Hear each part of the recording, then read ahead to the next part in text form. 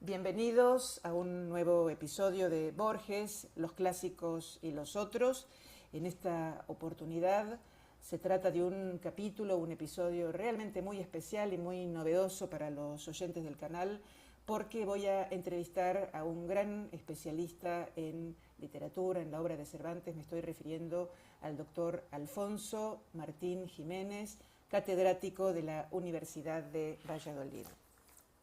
El doctor Martín Jiménez se licenció en Filología Hispánica, luego se doctoró en Filosofía y Letras en Valladolid, en la Universidad de Valladolid, y ha realizado muchos estudios de posgrado en Teoría de la Literatura. Ha estudiado en distintas universidades, en la Universidad de do Minho en Portugal, ha estudiado y se ha formado en el Collège de France también, y ha estudiado bajo la supervisión del profesor Gérard Genet. Es un especialista en Cervantes y ha escrito múltiples trabajos, monografías, capítulos, libros, etc. Y hoy nos vamos a centrar en las obras, las publicaciones, los trabajos que realizó el doctor Martín Jiménez sobre la querella de Cervantes Pasamonte. Así que a partir de ahora le doy la palabra. Bienvenido, Alfonso. Vamos a empezar Muchas entonces gracias. la entrevista. Bueno, la primera pregunta, ¿cómo comenzó su investigación? Cuéntenos un poquito cómo surge. Bueno, a mí siempre me gustó muchísimo la obra de Cervantes, que leí con pasión desde que era muy joven, y cuando realicé mi oposición a profesor titular en la Universidad de Valladolid, decidí que hacer un ejercicio sobre la retórica en la obra de Cervantes. Entonces, eso suponía que tuve que leerme muchas veces la obra de Cervantes, que llegué casi a aprenderme de memoria sus episodios y muchas de sus expresiones. Y más tarde un amigo, hablando casualmente, me comentó que si yo no había leído, no sé ni cómo salió en la conversación, El Quijote apócrifo de Avellaneda. Y yo no lo había leído, pero pensé que igual que había hecho un análisis de la retórica en Cervantes, podía hacer lo mismo con El Quijote de Avellaneda, a ver de qué manera Avellaneda usaba la retórica. Entonces fui a ver si estaba la edición del Quijote de Avellaneda en la biblioteca de mi facultad, y allí estaban todos los libros de clásicos castellanos completamente desgastados por el uso, menos 3 volúmenes que refulgían intactos en la estantería, y me dije, esos deben ser los 3 tomos de la edición de Quijote Avellaneda de Martín de Riquer, de clásicos castellanos. Y efectivamente esos eran. Incluso tuve que separar algunas páginas que en aquellas ediciones antiguas venían unidas, porque el libro no lo había leído nadie y era como entrar en una isla inexplorada. Y cuando leí aquella obra me di cuenta de que tenía una gran cantidad de similitudes con la segunda parte del Quijote de Cervantes, que yo me conocía muy bien, lo que me llamó muchísimo la atención. Y por otra parte, en el prólogo de esa obra, Martín de Riquer proponía cautelosamente que Avellaneda podría ser el soldado aragonés Jerónimo de Pasamonte, autor de una biografía, una autobiografía conocida como Vida y Trabajos de Jerónimo de Pasamonte. Esa biografía no se publicó nunca en vida de su autor, sino que circuló en forma manuscrita, que era una forma de transmisión literaria habitual en la época, y no fue hasta 1922 cuando un hispanista francés, Raymond Foulque del Box, la publicó en la Revue Hispanique. Y por lo tanto fue en ese momento cuando la comunidad científica pasó a saber de la existencia de Jerónimo de Pasamonte. Antes, pues nadie podía haber conocido quién era, ni mucho menos relacionarlo con Avellaneda. Pero Martín de Riquer leyó esa vida de Pasamonte, esa vida y trabajo de Jerónimo de Pasamonte que había publicado Foulque del Box, y que vio coincidencias notables con el Quijote de Avellaneda, y por eso propuso en el prólogo del Quijote apócrifo, de su edición del Quijote apócrifo, que Avellaneda podría ser ese soldado aragonés Jerónimo de Pasamonte. Y después escribió un librito estupendo titulado Cervantes, Pasamonte y Avellaneda, en el que ratificaba o trataba de sustentar esa propuesta inicial. Entonces yo me dije que si la vida y trabajos de Jerónimo de Pasamonte estaba en la biblioteca de mi facultad, la leería, y que si no me olvidaría para siempre del asunto.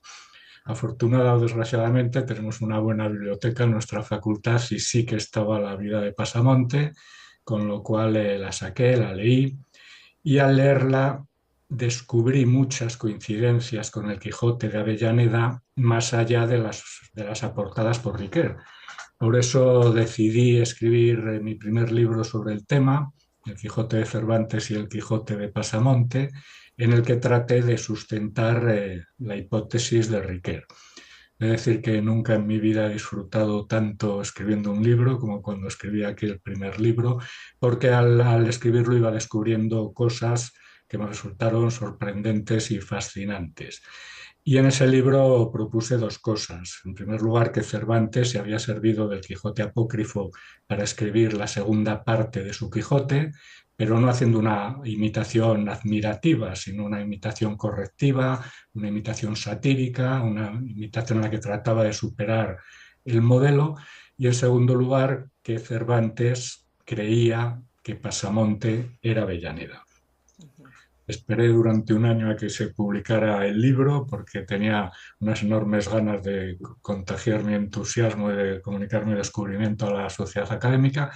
Y cuando por fin salió, pues tuvo bastante repercusión en el cervantismo, aunque no tuvo una aceptación unánime, ya que algunos cervantistas creían que yo pretendía desvalorizar a Cervantes o a la idea idílica que ellos habían forjado de Cervantes. Por ello, seguí realizando investigaciones durante toda mi vida, se hizo con ellas, casi ya 20, 25 años, para tratar de sustentar que Martín de Riquer estaba en lo cierto. Y en esas publicaciones, pues propuse que le correspondía a Martín de Riquer el mérito de haber descubierto la identidad de Avellaneda. Martín de Riquer me llamó por teléfono a mi casa de Valladolid Ujú. y me dio las gracias por haber reconocido su mérito. Riquer falleció en 2013 y aunque la generalidad del cervantismo no reconoció su descubrimiento, al menos tuvo la satisfacción de que algunos investigadores, de conocer que algunos investigadores íbamos a seguir sustentando sus propuestas. Y así es como me metí en este asunto. Sí, la verdad que es fascinante. Bueno, cuéntenos, Alfonso, ¿quién era este soldado aragonés Jerónimo de Pasamonte, por un lado, y por qué surge una querella tan encendida, ¿no? Tan apasionante también? Una querella, en fin, en parte literaria y en parte, bueno, personal y literaria, ¿verdad? Uh -huh. Bueno, pues Jerónimo de Pasamonte fue un aragonés que nació en un pueblo de Zaragoza llamado Ifdes, en el seno de una familia bastante acomodada, pero tuvo muy mala suerte porque se quedó huérfano de padre y madre muy pronto y le enviaron a servir a un tío suyo que era clérigo, que le enseñó latín, pero que le maltrataba. Y Pasamonte, en cuanto pudo, se fue de casa de su tío clérigo, quiso ingresar como fraile Bernardo en el monasterio de Veruela, pero su hermano mayor se lo prohibió porque dijo que era una deshonra para la familia, y entonces se quiso ir a Italia para estudiar como clérigo, pero al llegar a Barcelona se dio cuenta de que no tenía dinero para estudiar y como por allí había una compañía que reclutaba soldados, decidió alistarse como soldado. Así es como a muy temprana edad, a los 18 años, se alistó como soldado y luego participó en la batalla de Lepanto en 1571, en la jornada de Navarino, que fue en 1572, y en la toma de la Goleta en 1573. Después se quedó en la Goleta defendiendo la plaza y cuando los turcos contraatacaron para reconquistar esa plaza, y lo hicieron, la reconquistaron, Pasamonte fue capturado como esclavo, como cautivo, que se decía en la época, y fue trasladado a Constantinopla, la actual Estambul, y allí trabajó como esclavo albañil, construyendo mezquitas o edificaciones, y también estuvo muchos años remando como galeote en las galeras turcas, sobre todo en verano, que era cuando más se utilizaban las galeras. Estuvo nada menos que 18 años cautivo de los turcos y por fin consiguió el dinero para su rescate y regresó a España. Y entonces escribió una biografía la que conocemos como Vida y Trabajos. Escribió en concreto los 38 primeros capítulos, que son la primera parte de esa biografía, en la que contaba todas sus historias militares de juventud, las batallas en las que había participado y su triste experiencia como cautivo. Esta memoria estaba destinada a las autoridades reales, porque en la época los que habían servido al rey, los soldados o los que habían sido cautivos, escribían este tipo de memorias para obtener alguna recompensa a cambio de los servicios prestados al rey. Claro. Pero Pasamonte no obtuvo lo que quería, que era que le ayudaran económicamente para hacerse clérigo, para estudiar para clérigo. Y entonces lo único que consiguió es otra plaza de soldado nuevamente, y tuvo que volver a Italia y estuvo 2 años por el reino de Nápoles como soldado, pasando calamidades, Ujú. hasta que por fin obtuvo lo que se llamaba entonces una plaza de residente, que era como una especie de jubilación, es decir, le daban una paga, un sustento, ya no tenía que formar parte de la milicia activa y podía mantenerse. Entonces decidió casarse con una mujer que sacó de un convento, y esta mujer y sus padres y su cuñada le amargaron la vida, sobre todo la familia. Él creía que estaban todo el día tratando de perjudicarle, y él se refugiaba en la oración, en los sacramentos, puesto que era profundamente religioso. Finalmente acabó su bibliografía, que consta de 59 capítulos, es decir, a los 38 capítulos iniciales le añadió sus experiencias en Italia al volver del cautiverio, y la acabó con esos 59 capítulos y la firmó de su propia mano en Capua, una ciudad de Italia cercana a Nápoles, en 1605. Sí, En enero de pero de cualquier, 1605. pero de, digamos, la vida de Pasamonte no fue conocida hasta muchos años más tarde. ¿Qué sucedió? ¿Cómo circuló? Cuéntenos un poquito esta Ujú, apasionante historia de la existencia de manuscritos previos a la imprenta. ¿Por qué era tan difícil publicar en la imprenta? Pero en el caso de Pasamonte sabemos que en realidad fue otro el obstáculo, ¿verdad? Que le impidió, ujú. ¿no? Bueno, Que lo arrinconó, digamos, ¿no? en la Que lo época, inhibió. sí, efectivamente, en la época era muy habitual que los libros circularan en forma de manos o manuscritos. Era casi tan habitual o más habitual que la circulación impresa. Digamos que la imprenta era la novedad, aunque llevaba ya muchos años existiendo, y la circulación manuscrita era incluso preferida por muchas personas. Es algo parecido, salvando las distancias, a lo que ocurre en la actualidad entre los libros escritos en papel y los libros en Internet. Hay amantes de los libros en papel que siguen prefiriéndolos a la divulgación en Claro, Internet, a pesar de que esta pues, sea claro. mucho mayor. Y entonces lo que hizo Pasamonte fue lo que se solía hacer circular en manuscritos. Eran libros de mano, escritos a mano, pero encuadernados en forma de libro, que se hacían circular, pasaban de mano en mano. Quien quería los copiaba y se quedaba con una copia. Esa copia a la vez podía circular y así se multiplicaban. Y entonces pasaban de mano en mano. Y ese manuscrito de la vida de Pasamonte llegó a manos de Cervantes, Claro. el cual, cuando lo llevó, se llevó una sorpresa muy desagradable, puesto que Pasamonte, cuando narraba los episodios de su juventud, apenas contaba nada de la batalla de Lepanto. En esa batalla, Cervantes, como es sabido, tuvo un comportamiento heroico, dado que estaba enfermo de calentura. Su capitán aconsejó que se quedara en la cámara de la galera con los demás enfermos, pero él, apelando a su honra, se empeñó en pelear y se lanzó al lugar del esquife, que era uno de los más peligrosos de la galera. Recibió varios arcabuzazos en el pecho, en la mano izquierda, que le quedó inutilizada, motivo por el que se le conoce como el manco de Lepanto. Pues bien, cuando Pasamonte describía en su vida esa misma batalla en la que él había participado, en la batalla de Lepanto, apenas decía nada, simplemente dice que él salió sin ninguna herida. Vayamos a saber por qué.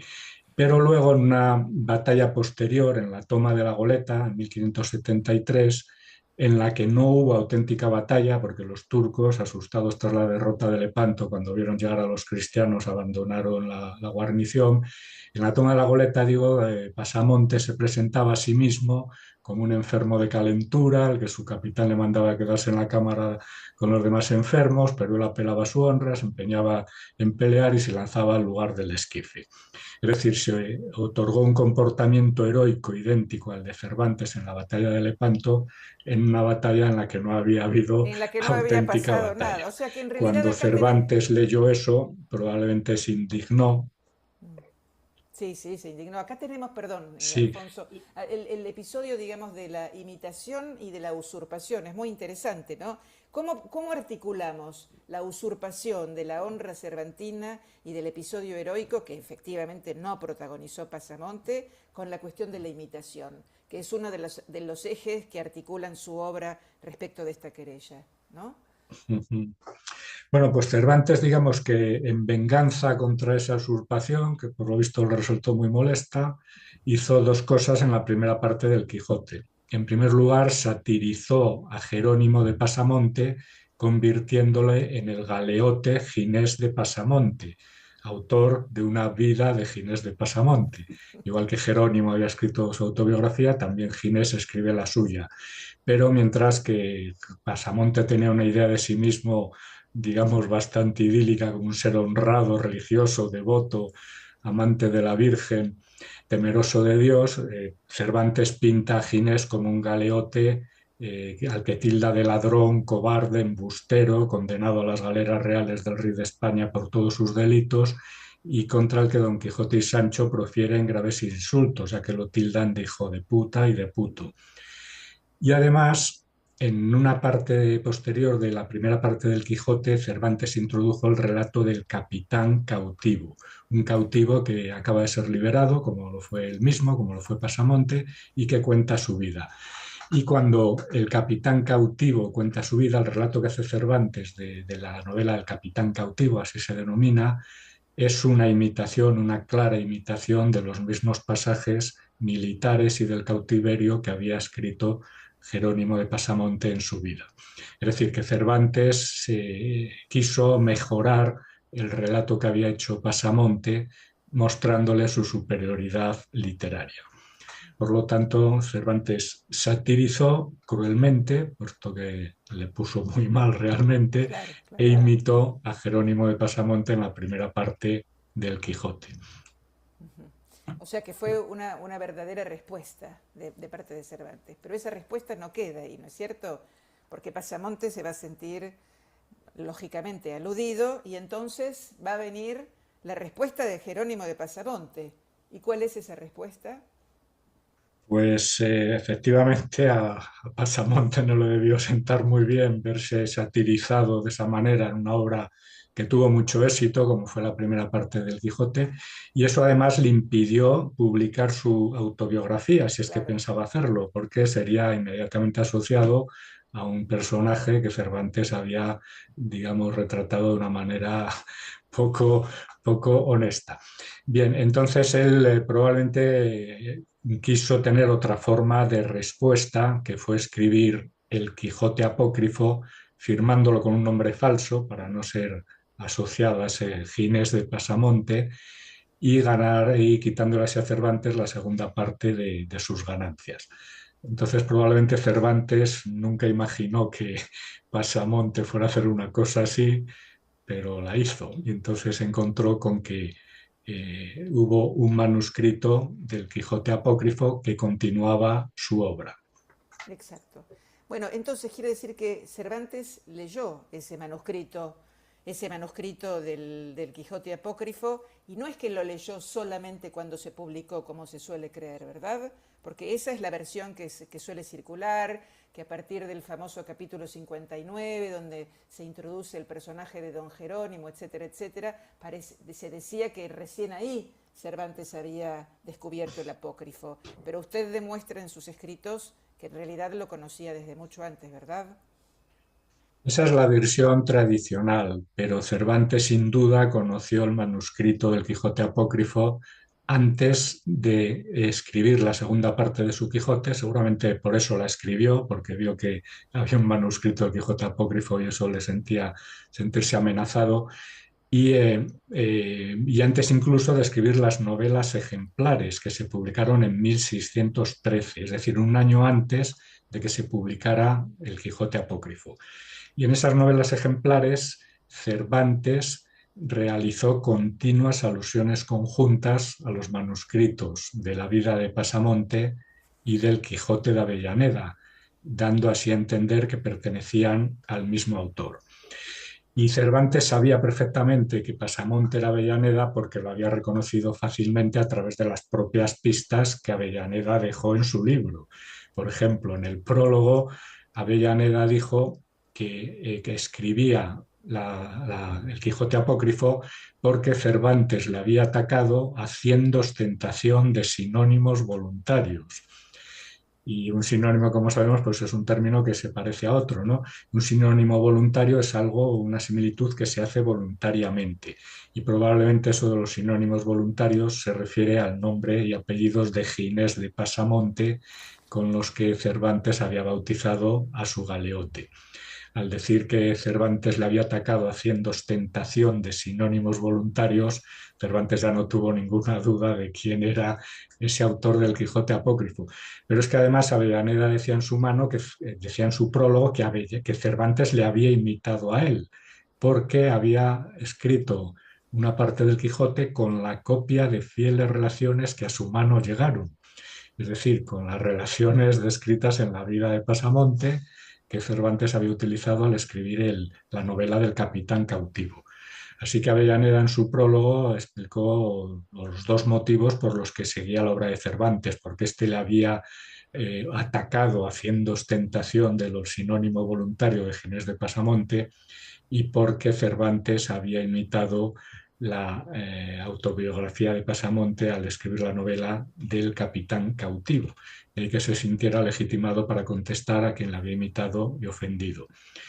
Además dejó otros indicios en su obra sobre su verdadera identidad y uno de ellos es especialmente importante porque descarta completamente a todos los demás candidatos que se han propuesto para la autoría del Quijote Apócrifo. Exacto, hubo muchos candidatos, ¿no es cierto? ¿Puede decirnos cuáles son los más relevantes? Bueno, pues probablemente Lope de Vega y Jerónimo de Pasamonte, porque los dos fueron imitados y atacados por Cervantes en la primera parte del Quijote.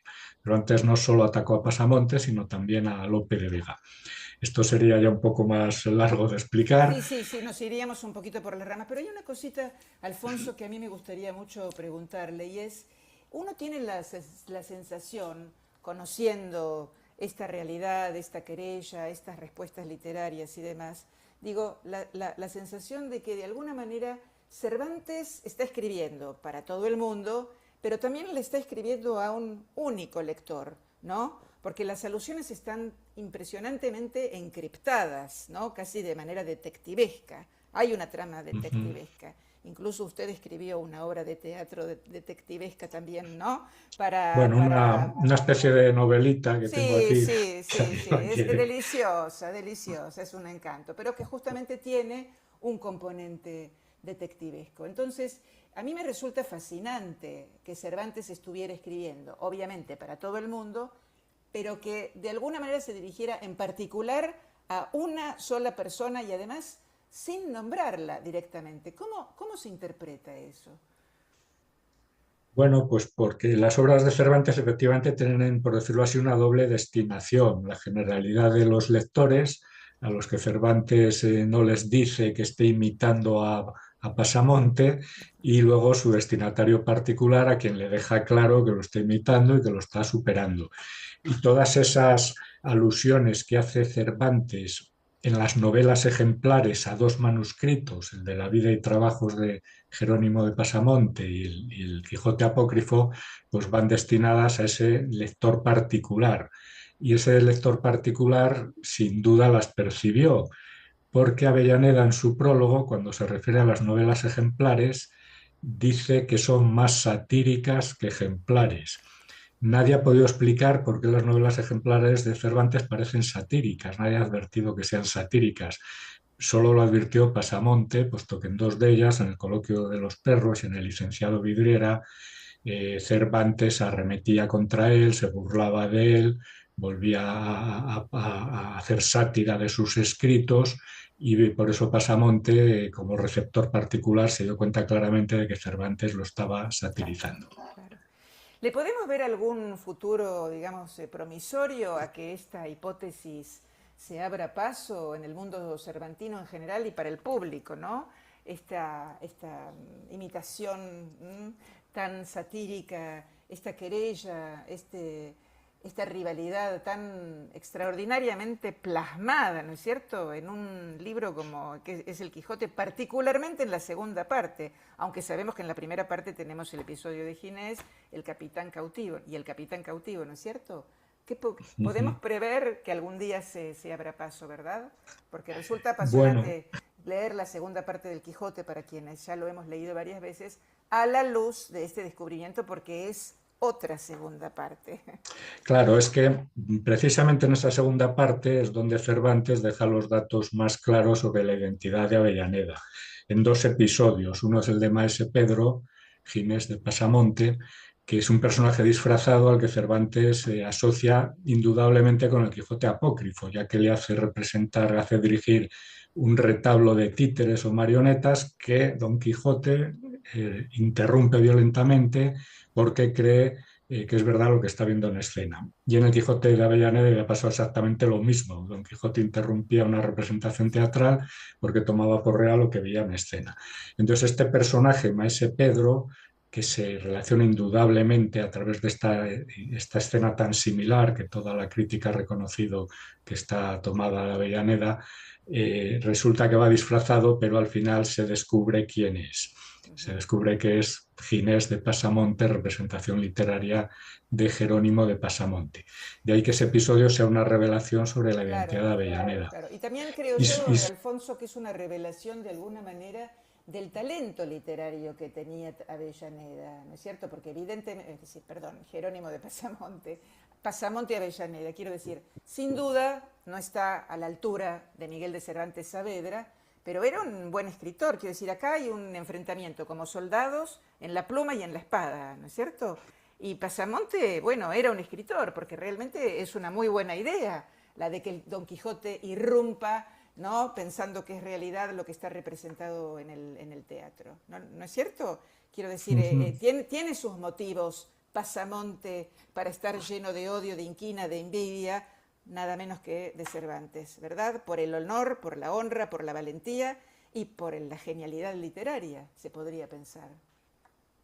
claro que sí, la obra de Avellaneda pues, no es comparable a la de Cervantes, pero desde luego inspiró en muchísimas cosas a Cervantes. Primero, que Cervantes no lo habría escrito seguramente si no hubiera conocido el manuscrito del Quijote apócrifo.